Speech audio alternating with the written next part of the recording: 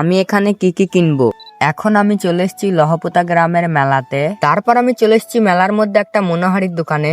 আর এখানে আসার পর আমার অনেক জিনিস পছন্দ হয়েছিল। পছন্দ তো রানীকেও হয়েছিল, তাও ছেড়ে চলে গেছে।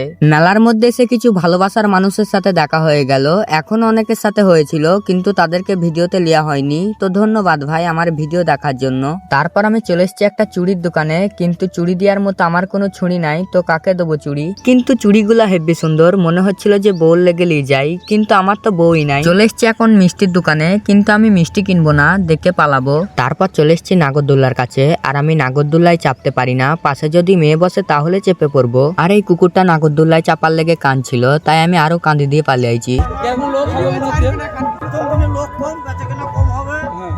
কাল থেকে বেচাকেনা হবে। তা আনন্দ পাচ্ছে তো? হ্যাঁ, বিশাল আনন্দ। তাহলে কি টল এটা?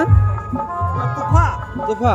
তো এখানে সুমন ভাই জিজ্ঞেস করছিল যে ফুচকা বেচা কিনা কেমন হয়েছে। তো বললো যে আজকে মেলার প্রথম দিন, তাই খুব একটা বেচা কিনা হয়নি। তো তার মধ্যেই চলে এলো একটা ভাইরাল ব্যক্তি। আমাদের দেখে লিখে ভাইরাল করতে হবে। ভাইরাল করতে বলো যে লাইক শেয়ার করবে। বলো। ভালো বেচাকেনা হচ্ছে মেলায়। মেলায় আনন্দ খুব ভালোই হচ্ছে। লাইক শেয়ার করতে হবে। বলো। কমেন্ট করে শেয়ার করে দিবে। ঝেড়ি বলো একটু ঝেড়ি। তাহলে ভঙ্গিটা করে দেখাও, ভঙ্গিটা করে দেখাও কত আছে। হাতে তুলে দেখো। ভঙ্গি দেবে ভালো সেল হচ্ছে। নামটা কি বলো একবার? নাম আমার জালন শেখ। হ্যাঁ। বাড়ি? বাড়ি ভাগনা। তো এখানে চা খাওয়ার পর আজকের ভিডিওটা শেষ করলাম।